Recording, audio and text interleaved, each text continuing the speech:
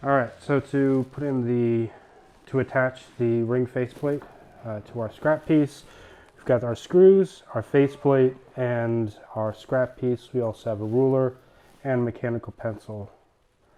And what we're going to do is just measure from corner to corner.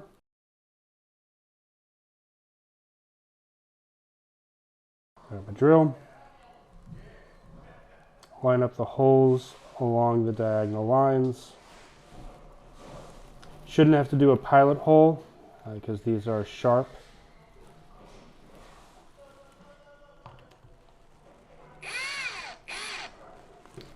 And do a starter on it. You don't want to fully tighten until everything is all the way down. All right, all four are in. And now we tighten. All right, so on the lathe, you've got your TM42. This is a lathe mounted drill chuck. And you just insert your faceplate and tighten it up. Now you want to pre-round this and also make sure that the face of it is straight as well. So I'm just going to use a roughing gouge to get it down round.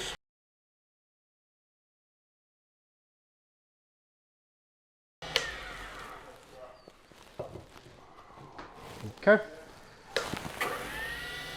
Now you're going to take a parting tool, go straight, as straight as possible.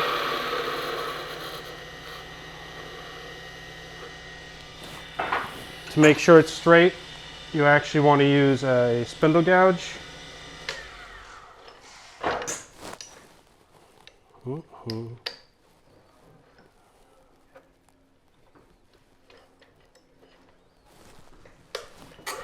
And kind of drag across from the center.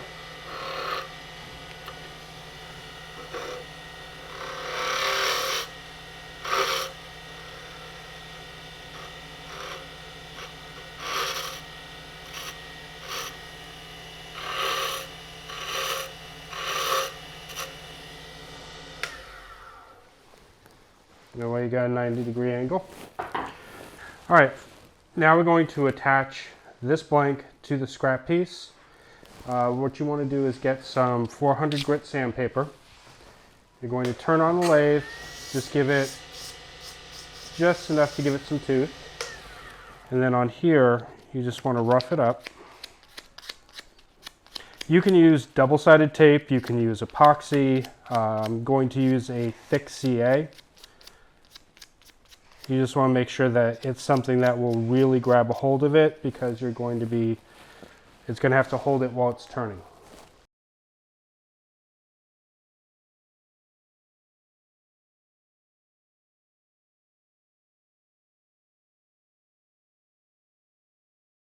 All right, now we want to round this. Because we have this at 90 degrees, we also need to match this, and we also want to start reducing down the outside and get rid of all the corners.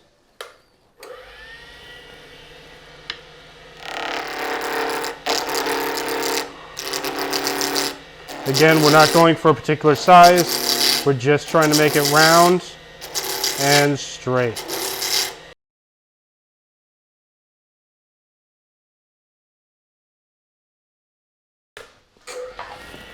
Again, we're going to use a parting tool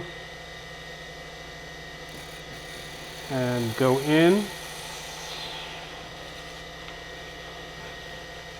close to 90 degrees. Coming in with the spindle gouge.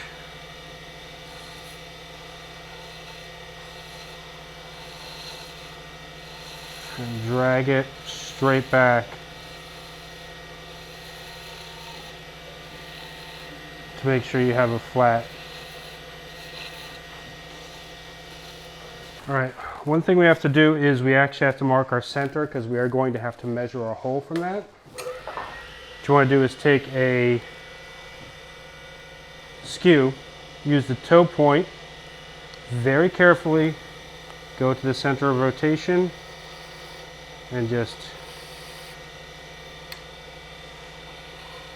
do a little divot there to show where the center is.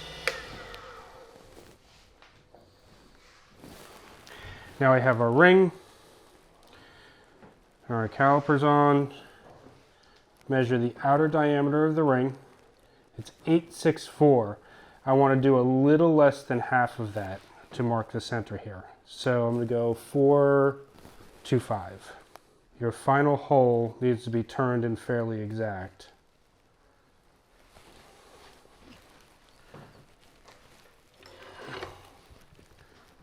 So I'm going to put this in and just turn this. Use the calipers to scratch out a good diameter.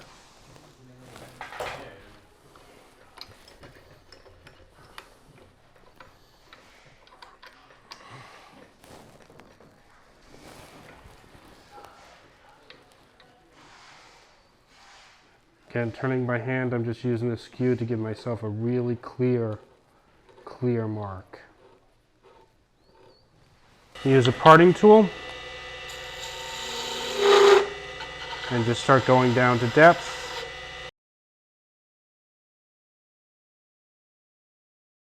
Right now I'm not worrying about exactness, I just want a deep hole.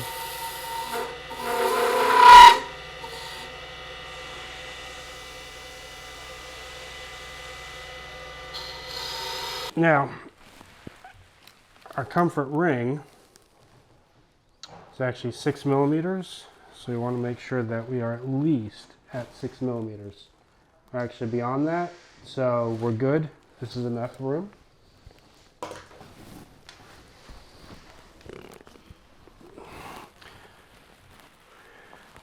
Now I need to carefully widen the hole. For this, I'm actually going to use a super skew and go as straight as possible.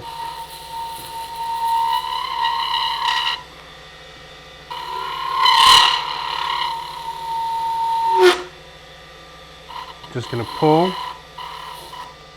going to stop the lathe every now and then and just see where we are with the fitting, which just happens to be exact. Because this is translucent, what we need to do is we do need to cover this up. You can use a Sharpie or you can use a paint marker.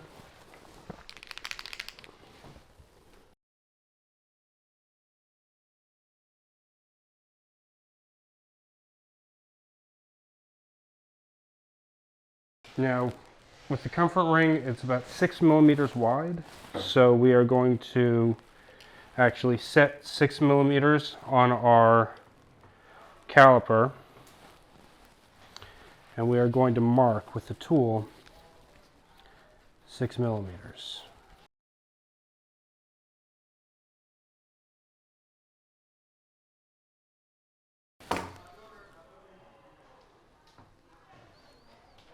And just turn the lathe to distribute that mark.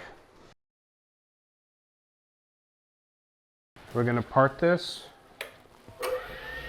So I'm going to use the tenon tool to thin and straight.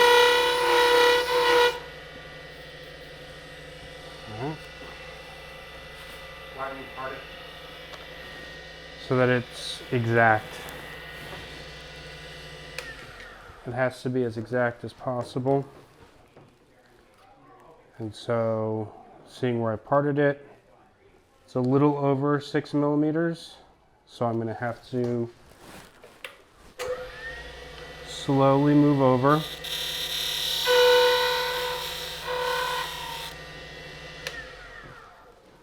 And remeasure.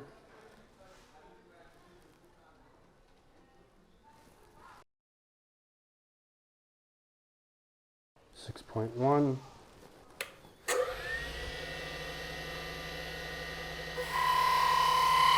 With the comfort ring, because it doesn't have a raised edge, you can actually part it a little bit larger.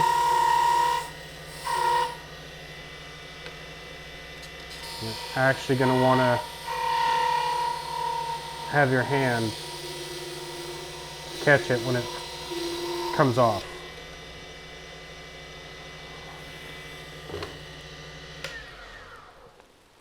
And just this little raised plastic, you just want to scrape that off. best to do it when it fresh comes off because it's still a little flexible and a little pliable, so it's easier to remove. Just going to make sure that this fits.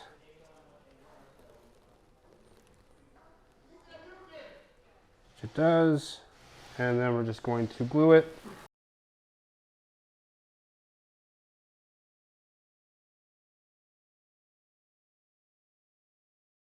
You don't need to put a lot because you're going to turn it as you go, which is going to distribute it.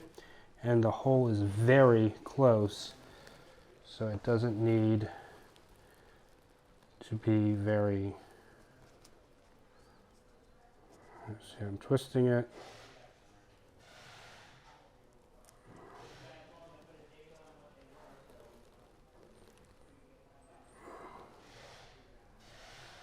That's going to hurt.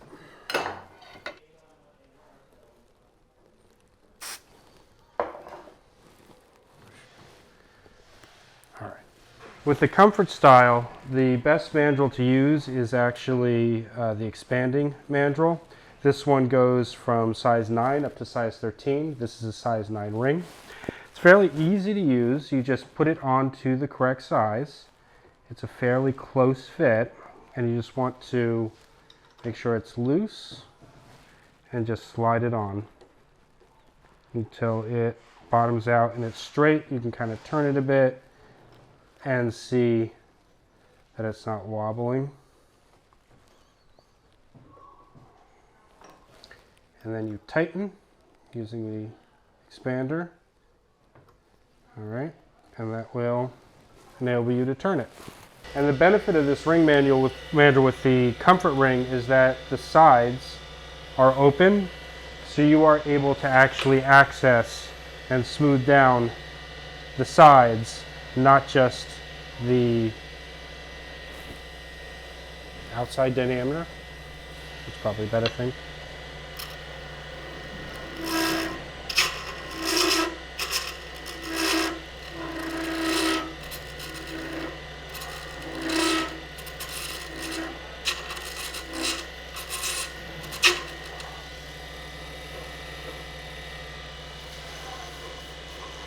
Once you get down here, you want to skip off of the roughing gouge and perhaps move to a skew or the super skew just to start rounding the edges.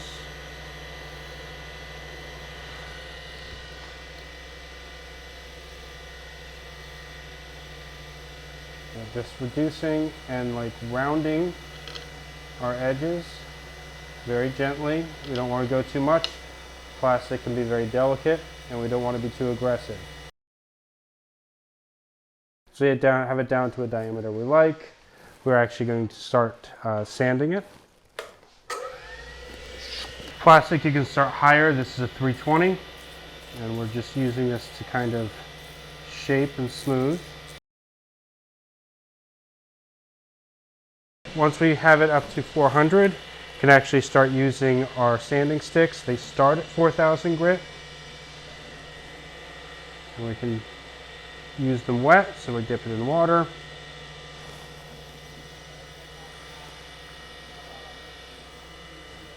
Paper towel to clean off between grits.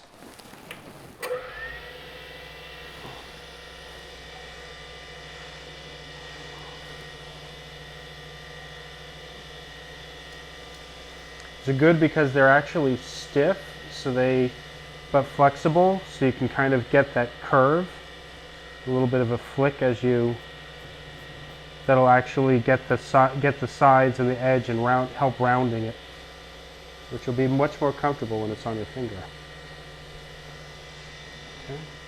Okay, like that.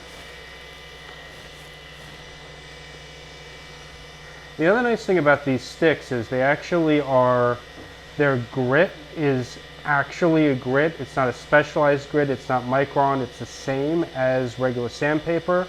So when it says 1,000 grit, it means standard 1,000 grit, same as regular sandpaper. And they go all the way up to 7,000. So you can get pretty much all of your shine with this. And again, kind of go from the center towards the out, and it'll kind of flick and give as it's going around. And clear off the grit.